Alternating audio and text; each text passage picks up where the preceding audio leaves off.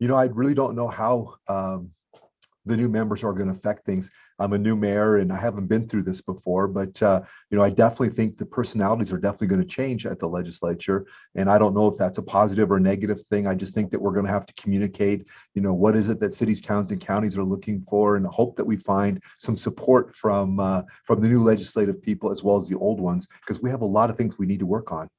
Right now, the city of Cheyenne has great water. We have good reserves, and things look very positive as far as our ability to grow and to, um, you know, be able to thrive going forward. But that whole Colorado River Compact is definitely, big gorilla out there, that could become a problem for us.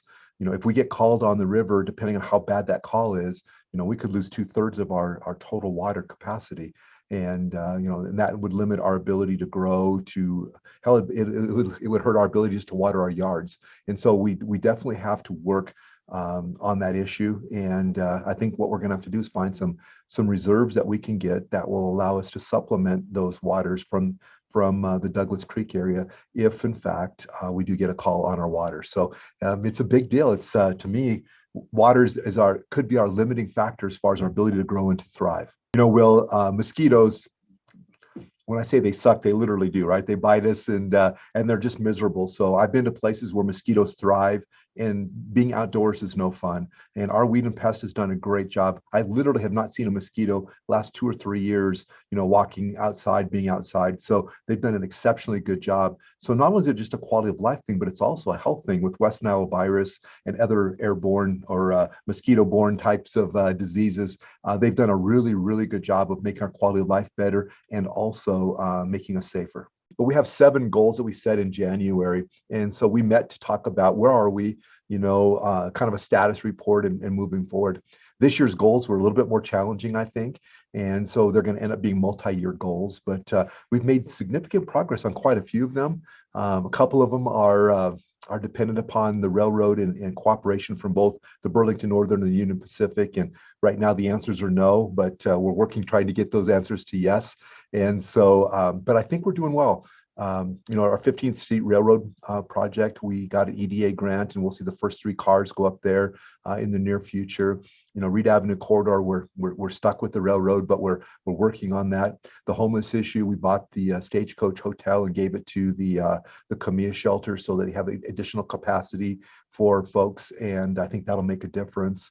The surface water drainage mitigation, we've studied that issue quite a bit. And I think in November, December, we'll start to have some public meetings about how do we move forward to protect the community in that area.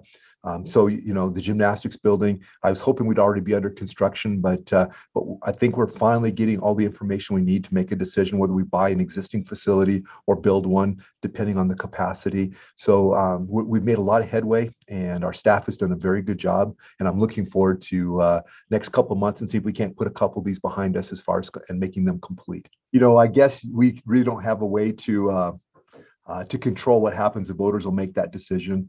We have a great team on city council. We work well together. So I'm looking forward to working with them again if they get reelected. And if somebody were to win and knock an incumbent off, we'll figure out a way to bring them in, get them trained up on what's going on, and invite them to be part of our team. And so we're just looking forward to the election and getting that behind us, that uncertainty, and being able to move forward with what's going to happen for the next 2 years.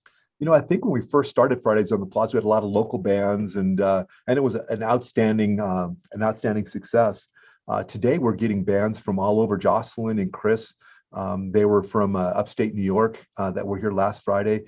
So it was an opportunity for me to say thank you both to the crowd, folks who come every week to make Fridays on the Plaza successful, to our team of city employees who make it work.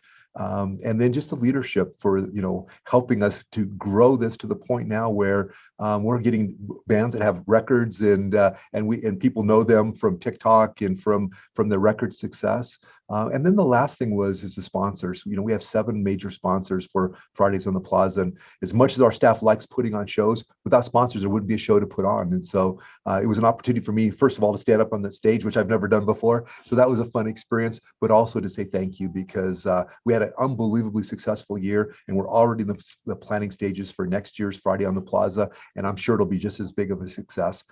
my big thing is we have to pray for nice weather on Friday afternoons. We have had some beautiful Friday afternoons and great success. We've had some concerts with 5,000 and 6,000 people, and it's just a testament to how hard our staff works all year round to make sure we have fun things to do.